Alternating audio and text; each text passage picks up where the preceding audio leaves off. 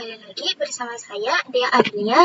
Pada video kali ini, kita masuk ke bab 9 yang mengenai managing file. Dan materi-materi managing file yaitu struktur directory pada Linux, navigasi patch, absolute relative patch, dan masih banyak materi-materi lainnya. Kita masuk materi yang pertama mengenai struktur directory pada Linux. Oke, ini adalah gambarannya teman-teman.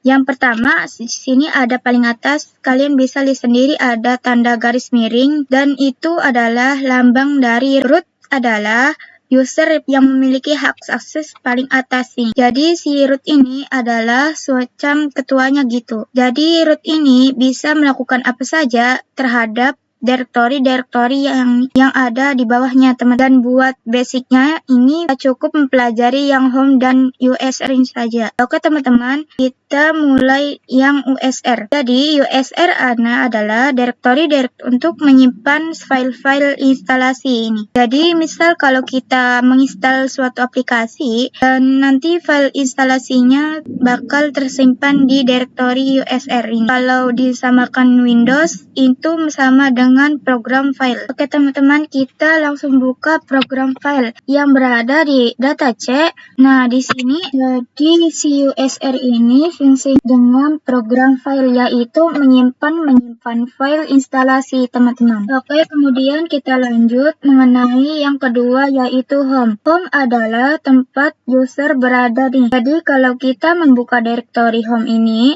maka akan muncul user yang ada pada Linux kita. Misal pada saat instalasi Debian sebelumnya, saya hanya mempunyai satu user nih yaitu Dea. Saya buka home ini, kita akan muncul user membuat user lagi nih, maka si user itu akan muncul di direktori home ini. Kemudian saya juga akan membahas mengenai direktori etc. Kita bahas teman-teman. Jadi etc adalah direktori untuk menyimpan konfigurasi pada server nih. Misal kalau kita pengen membangun suatu web server dan nanti konfigurasinya itu bakal tersimpan di direktori etc. Oke teman-teman, kita langsung saja bisa buka VirtualBox-nya teman-teman. Saya akan login dulu. Kita langsung ke buka saja file. Nah, pada defaultnya kita buka file itu maka langsung akan diarahkan ke home teman-teman. Lalu mana nih? Katanya kan home bisa memunculkan setiap user-user yang ada pada Linux. Lalu mana nih usernya?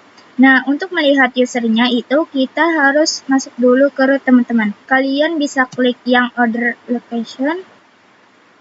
Kemudian klik yang lambang root ini, yang lambang slash. Nah, di sini kita bisa melihat user pada home teman-teman. Kita bisa langsung saja buka home-nya. Nah, user saya yaitu Dea. Jadi kalau semisal kalian buat user lagi nih, maka si user itu akan muncul di sini teman-teman. Oke, di sini kita juga bisa melihat parent folder, kemudian properties.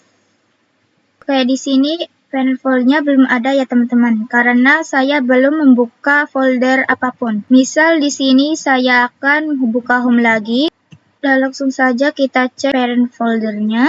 Nah, maka parent foldernya itu adalah root. Karena parent foldernya itu hanya menampilkan folder-folder yang ada di atasnya. Jadi kan si home ini ada bawahnya root. Jadi root itu ada di atasnya home. Masuk ke user saya. Nah, maka si parent foldernya itu adalah home. Karena si foldernya itu user ini ada di bawahnya home. Jadi si home ini ada di atasnya folder. Jadi kira-kira begitu teman-teman penjelasan untuk parent foldernya. Oke teman-teman, kita lanjut ke materi yang kedua yaitu navigasi path. Di sini terdapat perintah-perintah cd atau yang untuk mengubah direktori, dan perintah kedua pwd yaitu untuk melihat direktori saat ini, dan perintah dan ls untuk melihat apa yang ada di dalam direktori. Kita membuka file itu pada defaultnya kita akan langsung diarahkan ke home, dan untuk kita masuk ke root itu kalau kita di file kita bisa langsung klik yang order location, yaitu kita klik yang ini teman-teman. Nah, beda lagi nih kalau dengan yang mode text atau CLI ini. Untuk masuk ke root itu kita bisa menggunakan perintah su.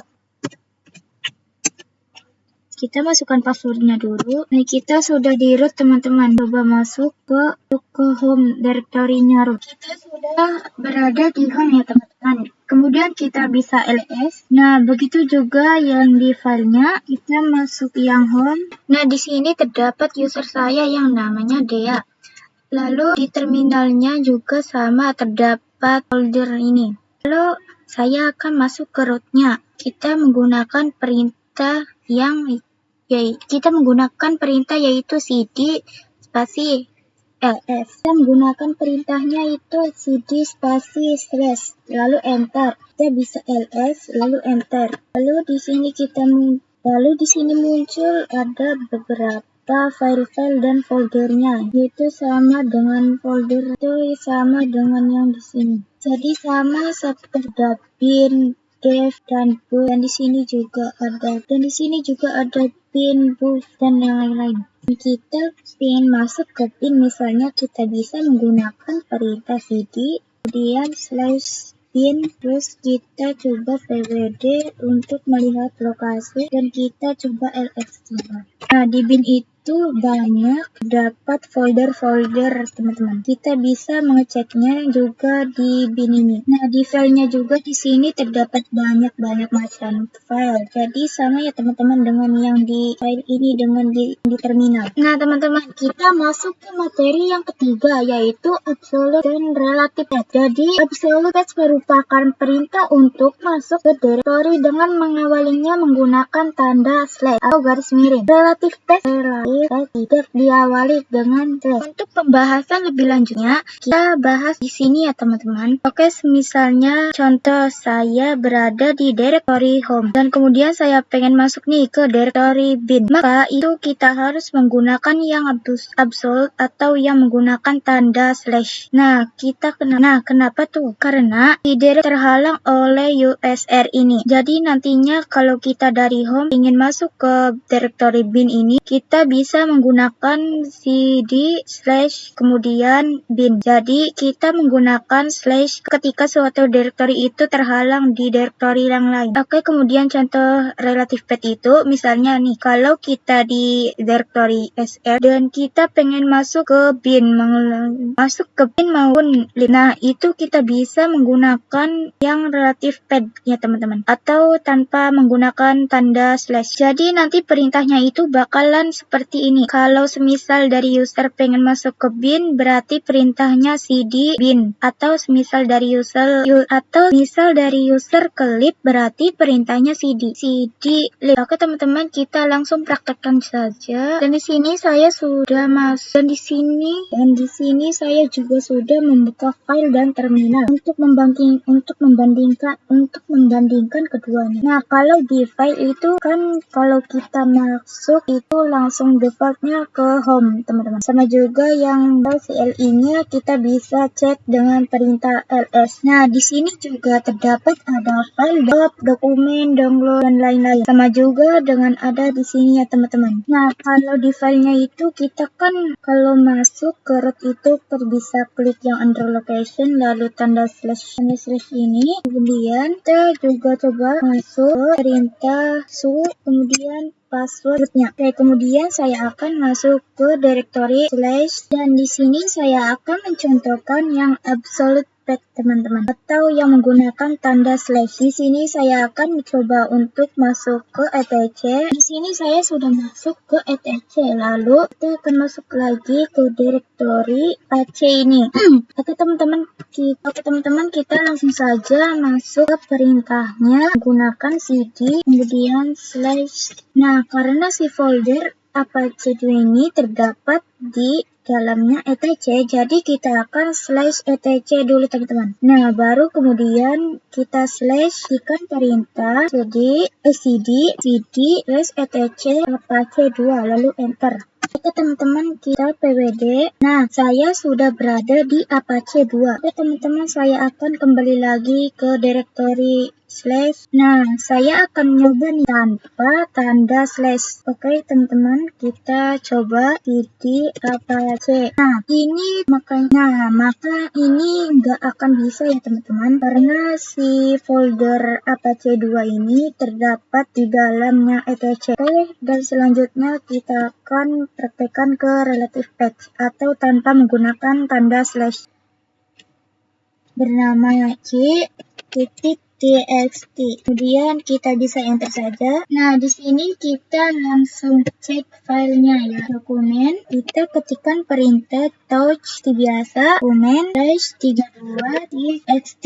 Kita enter ya teman-teman. Terus di sini juga kan langsung ada ya teman-teman, muncul file yang baru saja kita buat. Materi selanjutnya yaitu perintah ls and fetch. Seperti yang sudah diketahui, perintah ls itu untuk melihat file-file apa saja yang ada di dalam suatu direktori teman-teman. Lalu apa nih bedanya ls biasa dan ls edfetch? Jadi si ls edfetch ini fungsinya untuk memperlihatkan lebih detail lagi teman-teman. Kita bisa langsung saja buka Debian servernya. Dan di sini saya sudah masuk di terminal dan ini devnya akan kita bisa ls biasa seperti ini. Ini terdapat file-file atau folder yang ada di sini teman-teman. Ada desktop, dokumen, download dan lain-lain. Dan kita akan coba ls lalu kita enter. Nah, maka di sini muncul directory tersembunyi atau hidden directory. Dari ls -a itu fungsinya untuk memunculkan hidden directory. Teman-teman bedakan dengan ls biasa. Kalian bisa membedakannya di sini teman-teman. Terus di kemudian juga ada ls -l. Kita langsung enter teman-teman. Dan di sini ls-l itu fungsinya untuk menampilkan lebih detail di suatu folder teman-teman. Misalnya di sini desktop terdapat tanggal terakhir kali diakses, di dokumen juga ada teman-teman, dan lain sebagainya.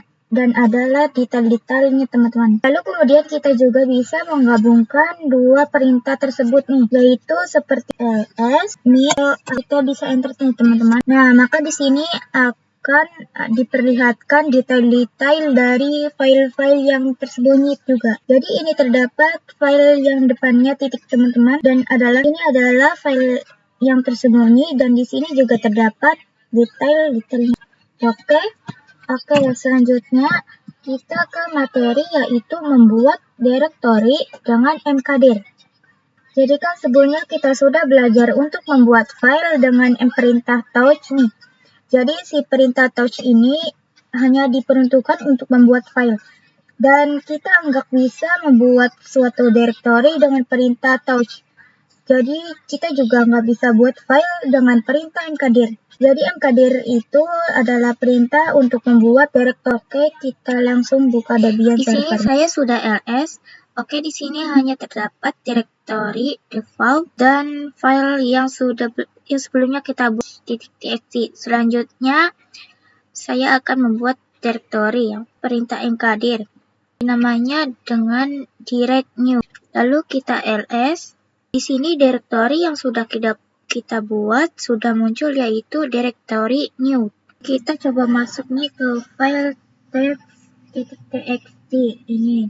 Kita coba masuk ke cd diary. Nah, di sini kita sudah masuk ke direktori yang sudah kita akan kembali dulu teman-teman ke parent foldernya. Nah, sekarang saya sudah di home. Kita clear saja supaya tidak bingung ya teman-teman. Dan selanjutnya gimana nih kalau kita ingin membuat suatu direktori yang di dalamnya lagi ada direktori dan di dalamnya lagi juga ada direktori. Tadi kita kan hanya buat satu direktori saja nih. Dan bagaimana kalau kita ingin membuat suatu direktori di dalam direktori? Oke teman-teman, jadi semisal ada direktori 1. Dalam direktori 1 ini terdapat dalam direktori 2. Dalam dir 2 ini terdapat dir 3. Nah, itu gimana cara buatnya ya teman-teman? Cara buatnya teman-teman, coba buat dirnya satunya dulu. Kita menggunakan perintah mkdir. Kita membuat direktori 1 atau dir 1. Kita bisa enter. Kemudian kita gunakan sementara karena keyboard kita coba membuat dir 2-nya 2. Dir 2, kemudian enter. Kemudian kita dir 3, yaitu dir 3 bertempat di dalamnya dir 2. Lalu kita enter, kita ls, directory yang sudah kita buat sudah muncul di sini teman-teman. Kita masuk ke dirnya, kita ketik cd, kita akan ls. Nah, di sini kalian bisa lihat sendiri di dalam dir 1 itu terdapat dir 2. Kemudian saya akan masuk ke dir 2, kita enter. Nah, sekarang kita masuk ke dir 2 ya teman-teman. Lalu kita ls lagi. Di dalam dir 2 ini terdapat dir 3. Selanjutnya kita akan masuk ke dir 3 ya teman-teman. Lalu kita enter ls. Dan pastinya itu tidak ada apa-apa ya teman-teman. Dir 3 itu yang terakhir tadi kita buat. Oke teman-teman, kita akan kembali lagi ke kita masukkan perintah cd kasih slash kita masuk, dan kita akan kembali lagi ke home dengan perintah cd spasi slash home slash user kita ya. Sini saya sudah berada di home, kita akan clear. Oke, selanjutnya kita akan melihat nih perbedaan dari file biasa dan file directory. Kita bisa gunakan perintah ls, seperti kita biasa praktekkan. Nah, di sini kita bisa lihat sendiri kalau directory itu filenya directory itu di depannya bertulis huruf D. Sedangkan yang file biasa atau file ini teman-teman, contohnya test.txt itu depannya tidak ada huruf D-nya. Nah, jadi itu adalah pembedaan antara file biasa dengan file directory. Lanjut ke materi selanjutnya, yaitu perintah cp. Oke teman-teman, cp adalah copy. Jadi cp perintah untuk mengcopy suatu file ataupun directory. Oke teman-teman, di sini langsung saja kita praktekkan. Nah, kalau di file itu cara kita membuat mengcopy itu cukup mudah teman-teman. Saya tinggal blok saja kedua file. Di sini saya akan mengcopy file yang ada di dokumen. Kalau di file itu cara kita buat mengcopy itu cukup mudah teman-teman. Kita tinggal blok saja kedua file yang pengen kita copy, kemudian kita klik kanan dan kita copy. Misal kita akan mengcopy kedua file itu di home, kemudian kita bisa klik kanan, kemudian kita paste. Nah, maka file kedua tadi yang sudah kita copy itu bisa muncul di sini. Di sini akan hapus lagi keduanya teman-teman biar tidak membingungkan. Beda lagi nih. Nah, jadi beda lagi nih kalau di terminal.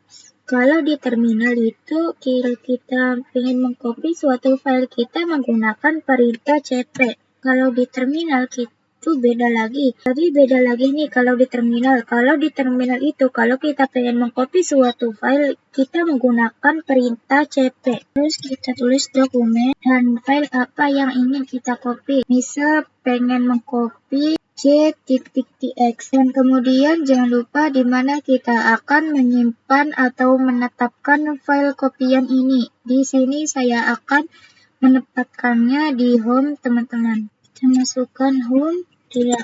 Oke, kemudian kita enter dan kita ls. Nah, maka file kopiannya itu yang .txt-nya itu sudah ada di home teman-teman. Dan ini terdapat sekotnya teman-teman. Jadi kita masukkan perintah, kemudian kita masukkan search atau asal filenya, dan jangan lupa tujuannya. Tujuan file itu di copy. Tujuan saya di copy ke home. Kita harus menyertakan source dan destination atau tujuan. Saya akan mencoba untuk membuat satu file lagi teman-teman di terminal.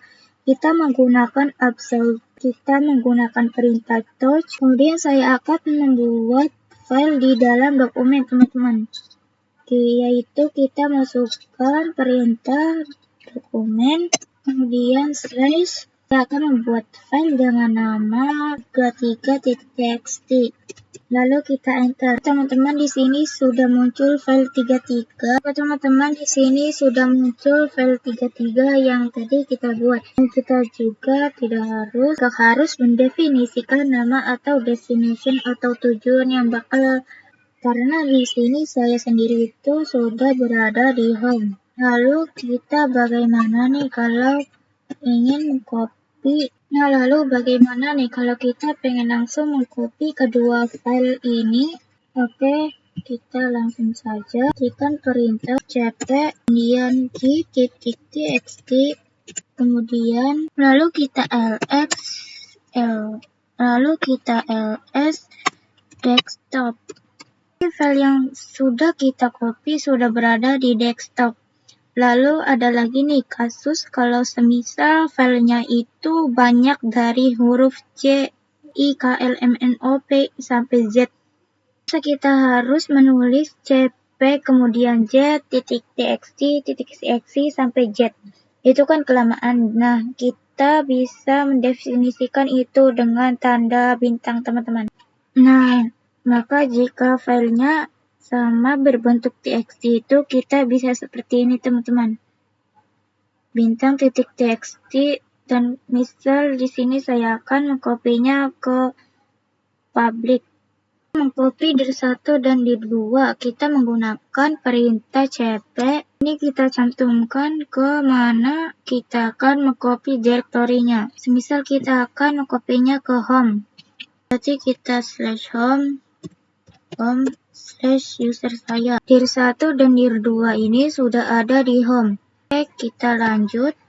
Materi selanjutnya mengenai perintah mv. Apa sih perintah mv itu?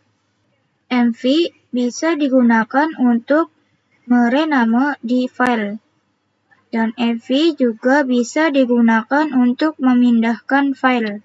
Kita akan merubah nama yang kita akan mengubah dari g.txt merubah menjadi h.txt. Jadi formatnya ini teman-teman, file yang pengen diubah dan selanjutnya di sini adalah nama yang akan membuat file itu dirubah. Jadi intinya ini file asal dan ini nama yang baru. Oke, selanjutnya saja teman-teman kita menggunakan perintah mv g.txt. Kemudian saya akan merubahnya dengan h.txt. Lalu kita enter. Kita bisa ls lagi, teman-teman.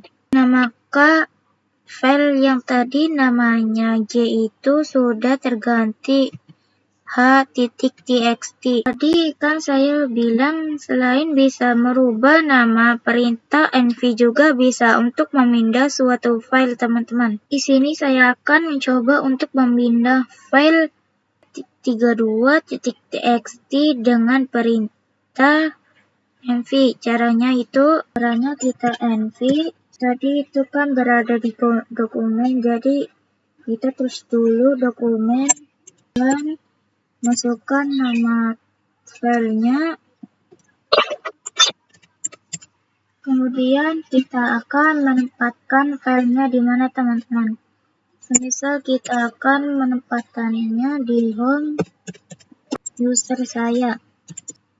Atau lebih gampangnya kita bisa menggunakan titik saja. Lalu kita enter. Kita ketik edit, teman-teman. Perintah rm itu panjangan dari remove comment. Atau perintah rm ini biasanya digunakan untuk menghapus file, teman-teman. Jadi semisal kita ingin menghapus suatu file itu, kita bisa menggunakan perintah rm. Dan untuk menghapus suatu directory, kita harus menggunakan rmdir, teman-teman, atau remove directory.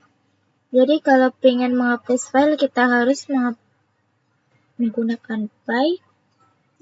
Untuk menghapus suatu directory, kita harus menggunakan rmd atau remove directory.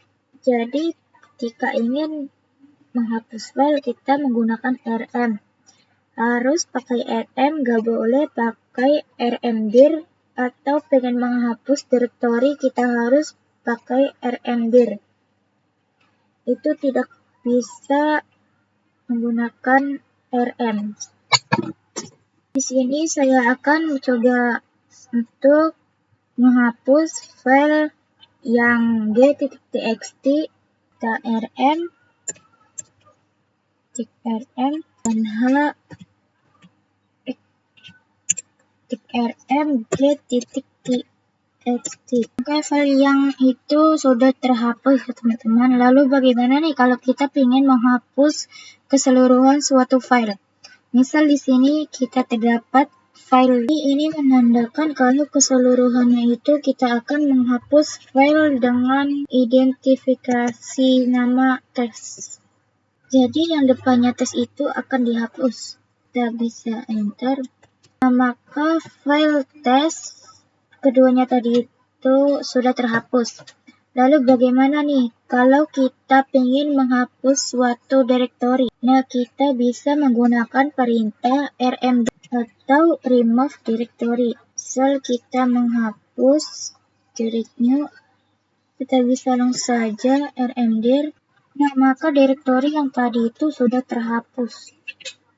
Nah, kita coba lagi untuk meremove direktori. Nah, itu tidak bisa ya teman-teman, karena di direktori dir 1 ini kita masih dapat direktori. Syarat untuk menghapus direktori itu, direktorinya itu harus kosong atau enggak ada isinya apapun. Ini kalian bisa lihat sendiri, dir 1 direktori, direktorinya itu tidak kosong, jadi kita harus menghapus dir 2. Jadi syarat untuk menghapus direktori itu isinya harus kosong teman-teman, atau enggak ada apapun. Dan bukan hanya kalau isinya itu direktori teman-teman, jadi akan tadi dir 1 isinya dir 2 dan dir 2 dan ada dir 2 dan ada dir 3. Dir 1 akan isinya ada dir 2 dan ada dir 3. Nah, kalau semisal itu direktori terus isinya itu ada suatu file apapun, nah maka itu direktorinya juga nggak bisa dihapus. Jadi intinya kalau ingin menghapus direktori itu, direktorinya harus kosong teman-teman. Oke, dan saya rasa cukup untuk pertemuan kita kali ini. Mohon maaf dan sampai jumpa di video selanjutnya.